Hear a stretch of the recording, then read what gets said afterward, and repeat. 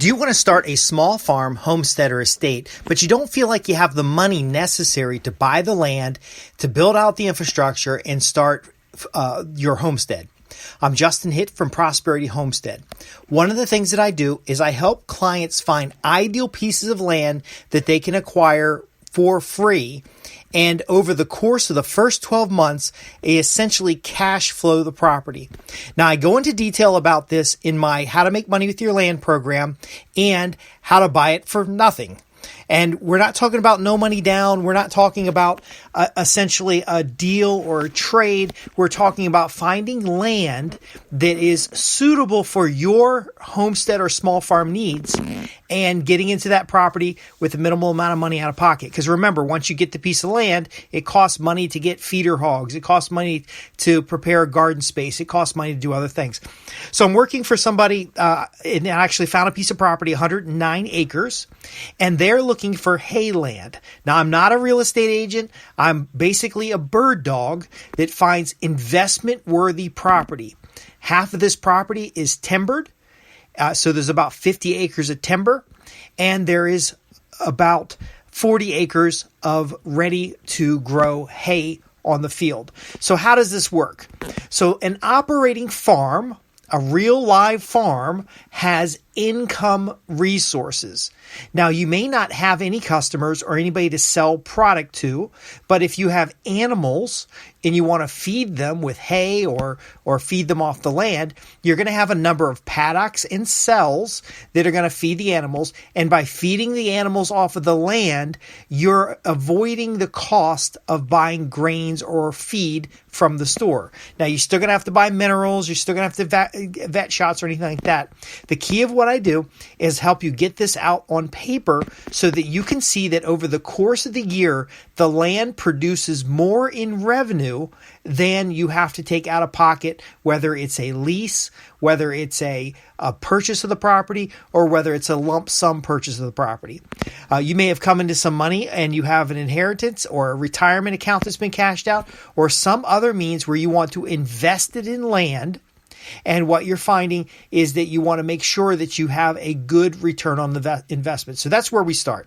We start with what is the return on investment that you'd gain if you're able to purchase the property in cash. Now, there's a mindset element of what I'm describing here, because a lot of people will say, Justin, 100 acres could be $300,000, $400,000, even $500,000. I don't have that kind of money. I don't qualify for that kind of money. And they stop there. If you have a dream about a small farm, a homestead, or an estate, you can't stop at the money, because the money means very little in the course of running a business.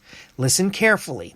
The money matters because you're going to have a mortgage. If you have a $400,000 piece of property you purchase, you could have a $4,000 a month holding cost for that property. That includes the mortgage. That includes the insurance. That includes the cost of maintaining that land so that it stays in a quality state. And if you don't have $4,000 a month because you think you're going to go and live off the land, and then you got to find something else to make up for that shortfall. So you'll have a negative $4,000 a month in cash flow. Now, don't worry about your living expenses, because no matter where you live, you have living expenses. No matter where you live, you have the needs for health insurance and other things like that. I'm just talking about the holding cost of the land.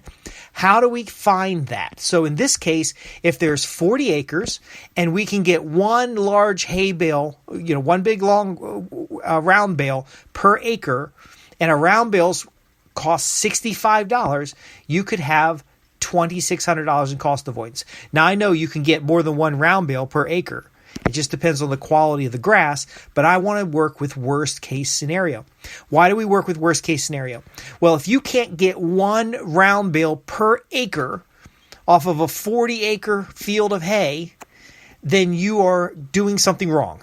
You don't know what you're doing. You need to wait. You need to go back to the drawing board. You need to lease the land to somebody else.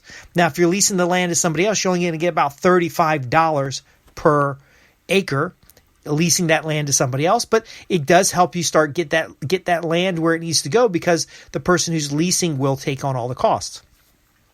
Now, again, you can do it from the perspective that you're leasing land, and now your cost per acre is $35 an acre. So now you have access to the 100 acres that you needed, or the 50 acres, or the 20 acres that you need with no money out of your pocket other than the expense of the lease. Can you see how this works? There's multiple ways to approach the control of the land. There's multiple ways to recover the holding cost of the land. The control of the land could be outright purchasing the land, paying full in cash. It could be partnering with a bank, getting a mortgage. It could be under some kind of partnership or business agreement where you form a joint venture with somebody who has the money but doesn't have the time to work the land.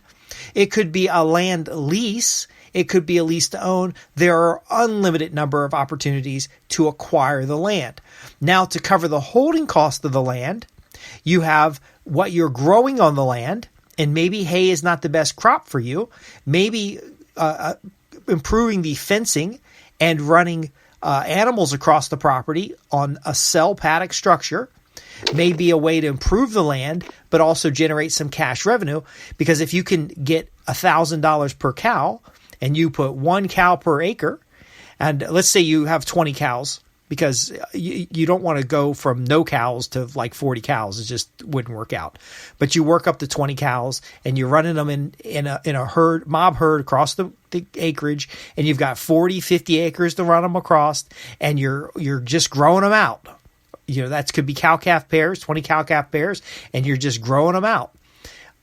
You could have as much as $20,000 in finished meat every year. Now, again, we subtract the expenses because you have holding cost of land, then you have the holding cost of the animals on the land.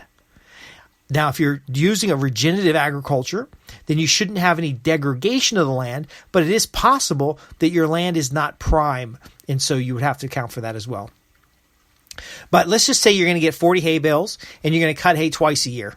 So that gives you $65 a bale is what's going on right now for a large bale. You're going to get 40 of those bales. That's $2,600 for your first cut. Let's say you get 2 cuts. That's $5,200 a year. If your mortgage is $4,000 a year, you've paid $4,000 a month because you financed it 100%, or that's your holding cost. Then you're going to be covering 1.5 months of your, or 1.25 months of your expenses. Now you got to find something else to do with the rest of the year. I know a farmer who basically maintains very good cropland. Now in South Central Virginia, you can get 3 cuts of hay on a field. I'm not an expert in this. Every field's going to be different. But what this farmer particularly did, he could get 3 good cuts of hay on his field every year.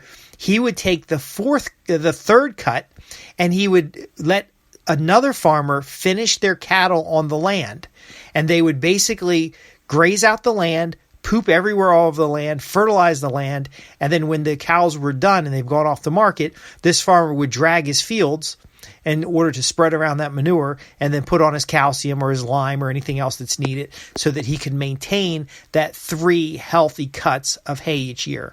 So he gets 2 cuts for the hay he needs or the hay he's selling at market, and he gets the 3rd cut from cows. Now, if you're running these numbers, you can see how quickly farming is not at all profitable. So you may want to start even smaller. You may want to find a piece of property.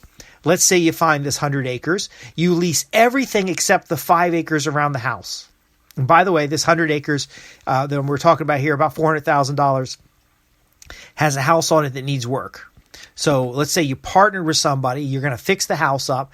They helped you acquire all the land, but your partner's actually going to run their cows, and they're going to run their hay equipment, and they're going to run their activities on the property. Maybe periodically you sell hunting licenses on the property, or you hunt the property while you're building up the house area. But your focus is actually the 5 acres or the 2 acres or the 1 acre around the house where you're putting together a market garden. Now, I'm not going to make any promises to you that you're going to have a $100,000 a year market garden or a $60,000 a year market garden, or even that you can break even on the holding costs of your $400,000 property. And again, you can get a $400,000 property depending on how much money you put down for less than $4,000 a month. But I'm saying worst case, $4,000 a month for holding costs times 12. That's $48,000 a year. So that could be to control the land, $48,000 a year. That could be going into town and working a job. That could be a combination of things: the leases, the use of the land, the production of the land. Now, we want to be sure not to degrade the land, so you want to have a written plan. Now, that's one of the things I do with clients. I might find a piece of property for a client. I might find a piece of property for somebody I know that's just looking for property, and I'll say to them, here's the piece of property. Let's write up a plan, because you can calculate the numbers up front. If they're going to grow hay on this property, we can calculate how many bales can you get. Hey, how many round bales are you currently getting on the acre of land? If they're not currently doing anything, how many are the neighbors getting on the land? Are they growing something other than corn? What's the fencing look like? Is the fencing sturdy enough that you can put on goats, put on sheep, put on cows, put on something that's going to cash flow on the property? Another factor is your climate, your location, and all that as well. That's why I think it's really silly, these people, and I know they do it for marketing purposes, but I know it's really silly. I believe it's really silly for them to promise you $100,000 a year. Every case is different. But here's the one factor that guarantees your success even before you start, and it's a well-written plan with pro forma cash flows, with garden plans, with clippings from magazines of the different types of buildings or different types of things you're going to do. It's planning your equipment purchases. It's planning what you're going to do with the land. It's looking at the weather records, and that's what you do in a good permaculture design. Look at the solar aspect. Look at previous land uses. Did you know there's satellite systems that can show you soil conditions for areas, and you can use the soil conditions along with annual rainfall estimates to determine how much hay or straw you can grow on a property? Maybe the property has grown hay or straw before, and you talk to the owner and you say, hey, tell me about what this land's been used for before. Tell me about how much hay are you been able to produce? Do you have customers? Because sometimes the farm was owned by an older couple, and now they're ready to stop farming. Maybe they want to live in the house a little bit, but they want you to take over the farm for them, and you got a buy agreement. There's a lot of things that can be done. Now, the key is, and one of the things that you might not be aware of, because I do not see any of these folks that are teaching you how to get rich as a farmer, how to live the free life, how to be financially secure, how to be food secure. None of them are talking about the different types of contracts you can work out with farms to gain access and control of the land. See, if you have holistic and regenerative practices and you're improving that land, many farmers will give you control of their land. In fact, some of the farmers that I meet time and time again, they would just love it if they could have a farm manager. See, they're getting up in age. They're 75, 85 years old. They'd like to just ride around on the four-wheeler and check stuff out while their farm manager continues the operations, maybe even is a mentee to the practices they've done in the past, and improves the land under some kind of buy agreement. So maybe you don't have to put any money down. Maybe you work out a buy agreement with the owner. You take care of the property for a certain number of years. You have certain performance targets, and ultimately you end up being the owner of the property. Or there's a point in the future where you've agreed on a sale price and you buy the land. There's so many options. But the biggest mistake people make is they don't work out a written plan. I don't care if you get a 3-ring binder and you just start collecting information and articles and clippings from newspapers. See, everybody wants to be online and watch the beautiful videos of people farming and live vicariously through others. But then when it comes time to live your dream, you're not ready. Or worse, and I've seen this time and time again, you do acquire the property, you do end up with $4,000 a month in holding costs, and then at the end of the year, one of my clients buys up the property at a discount, because that's the last thing. The farms go broke all the time. Farms have bad practices. The markets change, the farmers age, the kids don't want the property. There might be timber on the property, for example, and the farmer doesn't want to do anything with the timber. But it needs like 10 more years. The farmer's already 75. He don't want his kids to cut that timber down and basically sell the farm into a housing development. And you might be able to get in there and help that farmer get what they want. while you gain control and access to the property. So again, we can go into more detail about this in my program, How to Make Money with Your Land. And I've got hundreds of ways you can make money with your land. You only need one. And it depends on your climate, location, and a lot of other things. And we can also talk about this of how to do the numbers to know that the day you sign the check, the day the mortgage is in your name, the day the property deed is in your name, or there's some sort of contract in place, you can know that financially you'll be able to keep this land in your property, keep this land in your personal estate for years to come. I'm Justin Hitt with Prosperity Homestead.